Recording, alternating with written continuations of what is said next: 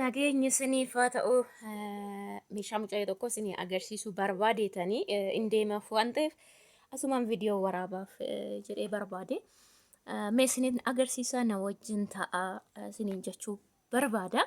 Sana dura garuu chaanala koof warri haaratan seeneti subscribe godhaa. YouTubein koo cufamuuf deemaa jira waan ta'eef chaanala biraas share isiniin nan godha waan ta'eef jechuudha.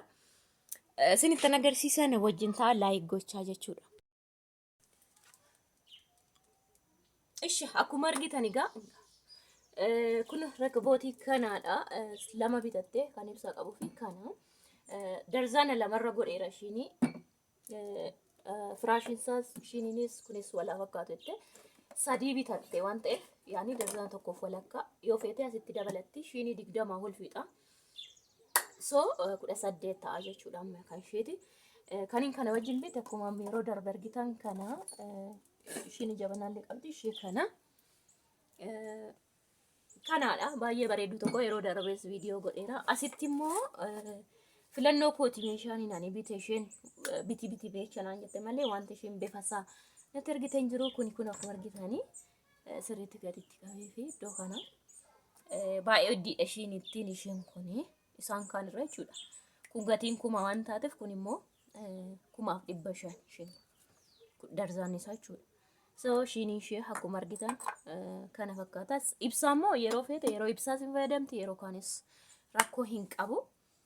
Akkuma argitan kana iddoo kanatti illee ishiin manna burcuqqoon shaayiidha. Isa kanan bite jechuudha burcuqqoo shaayii akkuma argitan.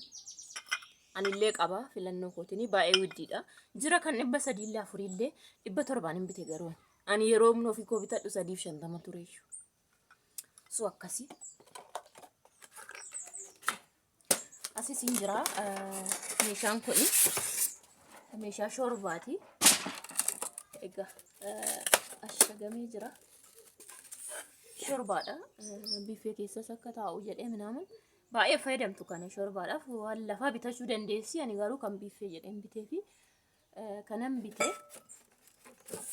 isa kana jechuudha. Saanin isaa kana iddoo kanatti burcuqqoo bishaaniiti. 12 bitee jala jira gimmaasha 12 bitee fi kan bishaaniiti normaalii jechuudha. Kunillee jira kunis jira. Distiin kun iddoo kanatti darajaa 5 baay'ee mirti tokko distii kan akka tasaa bifa lama ta'e kun iddoo tokko kunis baay'ee mirti tokko inni kun jechuudha baay'ee.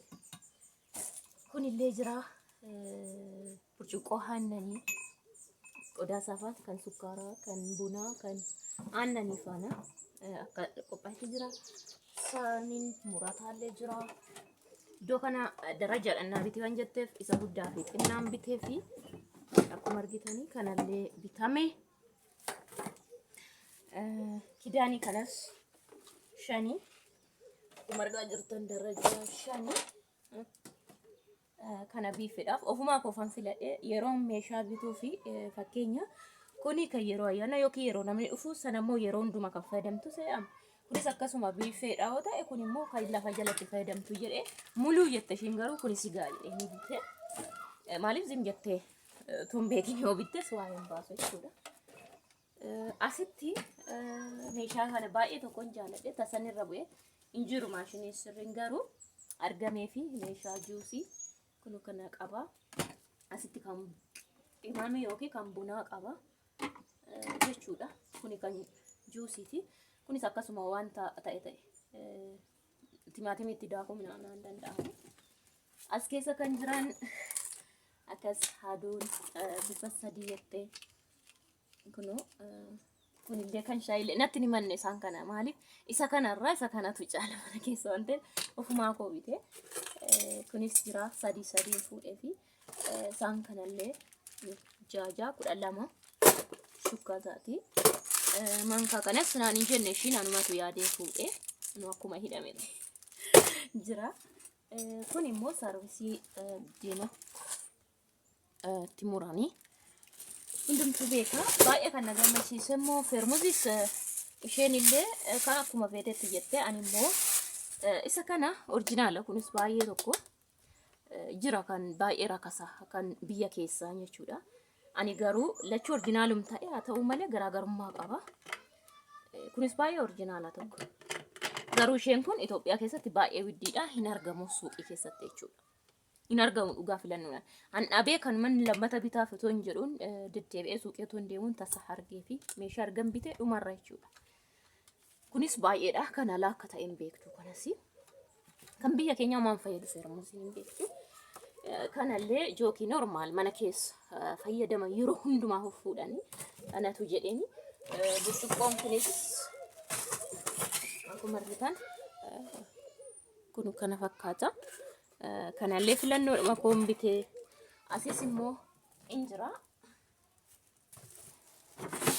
jookii faana biiffeedhaaf haa ta'u jedheeni.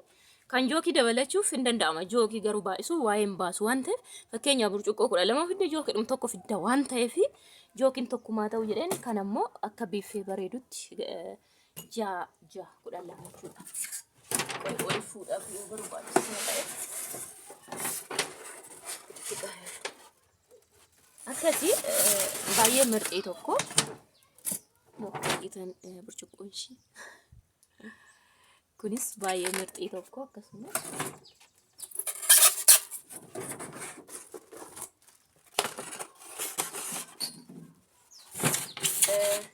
kanas anumatu yaadee fuudhee fi kan 500 jira, kan 6 jira, kan 4 jira. Ani kan amma 4 nan bitee guddaadha. Ani garuu ofii koo kan hin bitadhee laman bitee birrii 250 hin bitee yeroo san. Kan 300 illee jira ammumaa jechuudha. Ani garuu kan 4 nan bitee. Sarvisii kanas bitinaan hin jenne isheen garuu ni fayyada ishee jedheen maaliif yeroo baay'ee bishaan burcuqqoo irra godhachuudha baay'ee bareeddu tokko isheen bite. Isheen kan naan jette tiroota isaan kana naan jettee turte. Firii kana sadan naan jette isheen darajaadhaan hin bitee fi guddaa xinnaa sadarkaa 3 jechuudha. Ani sana garuu anumatu bitee jechuudha. Akkasumas itti masoobii kana masoobiin inni samoona ijoolleedhaa bibbitee 1500 argitanii jirtu. Inni kan madaabaraati. Kun immoo kan biddeenaa kan migiraati. Gatiin isaa hin dabala inni kun jechuudha. Yeroo baay'een argamu tureyyuu. So kanas bitee fi kanallee ishiin hin jennee anatu bitee fi dirqama. Dirqama. Isa kanaanatu yaadee bitee fi viidiyoon laalti waan ta'eef kana garuu isheenumatu naan jedhee tureyyuu. Anna kabira garana jira.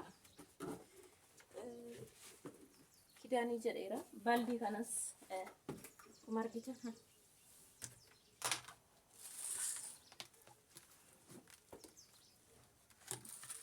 Baaldiin kunillee jira. Kan uffata yeroo xuraa keessa naqatanii baaldota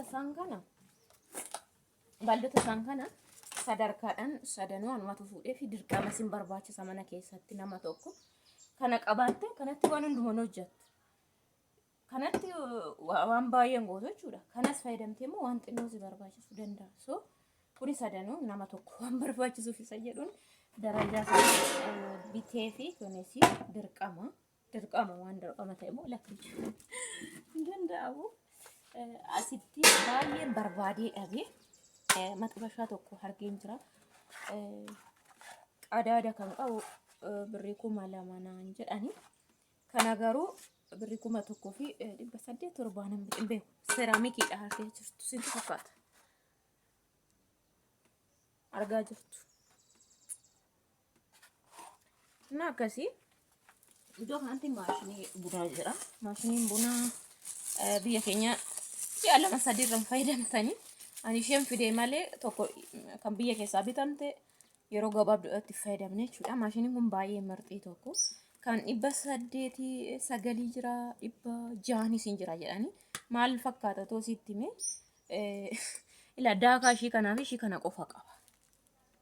Yeroo hundumaa maashinii bunaa gatii rakase yookiin waan ta'e toon taane isa kanatu daakasi jammar buna kun qarrifa ilkaan kan qabu kana jechuudha. Isaan 900 700 laaleen garaagarummaa samaa inni jedheen Orjinaalummaa isaas ilaalee gatiidhuma guddaadhaan biteefi jechuudha. Maaliif meeshaa taa'u gatii guddaa wayya. Kanaaf akkasi kunillee maashinii bunaati. Iddoo kanatti maandajaadha.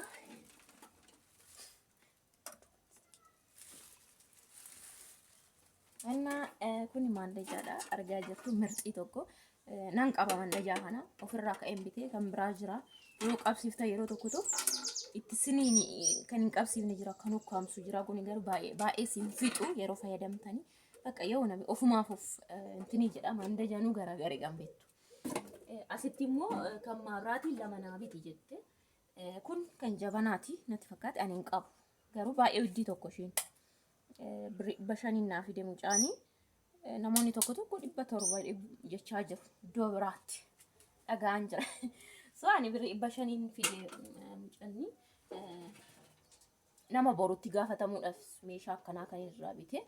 Kunis akkasuma kun 900 ija lama naa bitennaan maalitti goota jedheeni maaliif waan guddaa hojjechuu barbaadde bakka tokko kun ishiigaa kuni jira maandajaan jira istoofis qabdi waan ta'eef kana akkasi istoofii qabdi waan ta'eef 7 star istoofichi baay'ee mirqii tokko birrii 1,200 jedhu kan garaagarummaa baay'ee jira garuu ani kan hin bite kan koo yeroo eenyusaa kan ishiin kun dafettee irra nalaa cabde maal akka ta'e hin beeku maqaa isaallee 7 star mataa hin beeku garuu kun orjinaalaa naan jedhani Jarman kan jedhu 7 star kun meeshaan kun bareedudha jedhanii jiru egaa waaqayyoon haa tolchu akkuma jechuun eeleen immoo eeleen daabboo kan ishee hafee jira ganaan filaafi sorry eeleen daabboo hafee jira garuu kun kan maabiraatii ta'e orjinaal innaan isin jedhu yeroo tokko isin fiduu laafaan koo laafaan laala kan kun fidaa qoy garaagarummaa eelee gaaffii baay'ee qabu na qabaan beeku kanaafin kanatti dhee kanaafi kana laala kanaafi kana laala yeroo sana silan heelee dhabeefan kana fuudhe abbumaan kanarraa bite irraan bite jechuudha garaagarummaan isaa birriin jijjiiram sadarkaa tokkoffaaf lammaffaan isa kanaadha jechuudha malee sadaffaa arfaffaan hin jiru garaagarummaan biraa immoo isuma kanaafi isa kanaadha malee akkaataa maabiraatii isaa yookiin waan ta'ee miti so kunin dabalaa jechuudha yeroon akkasii isin jiru arguu dandeessu kanaan argitu kanas immoo argaa jirtu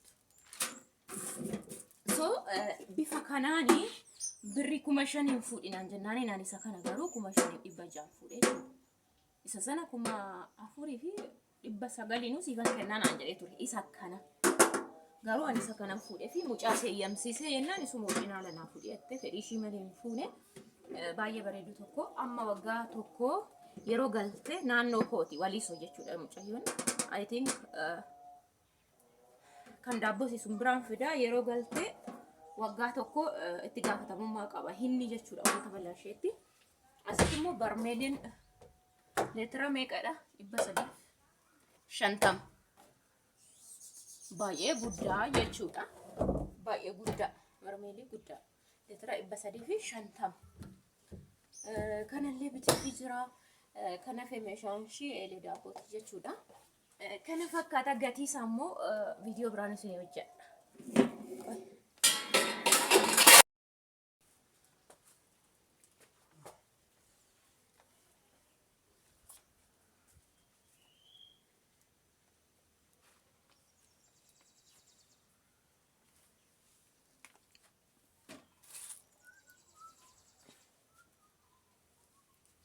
Kana fakkaata gaa yaada qabdannaa barreessa isiniin jedha birrii isaa hagam akka ta'ee fi hundumaa tokko isaa barreesse garuu amma meeshaan kun amma akka fixes immoo isiniifan gadhiisa jechuudha meeshaan kun walumaa galatti amma gadhiise amma fixe